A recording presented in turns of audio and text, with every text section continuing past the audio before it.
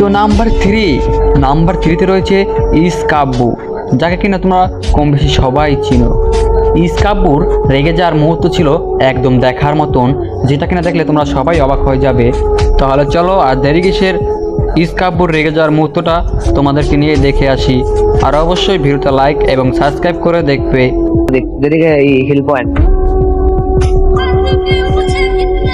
ভাই, এরা ওইটা লবিতে ভাই লল মারতাছে আন্টির ছেলে ভাই, খোদার কসম আমারে তুল ভাই, আমারে তুল ভাই ওর লল। এখানে তো তোমরা দেখতেই পারলা ইস্কাব্বু ভাইকে পুরাটা স্কট মিলে মেরে উড়াধরা ইমোট দিয়েছিল। আর তোমরা তো দেখতেই পারলা কাব্বু ভাই পুরা রেগে ফায়ার হয়ে গিয়েছিল।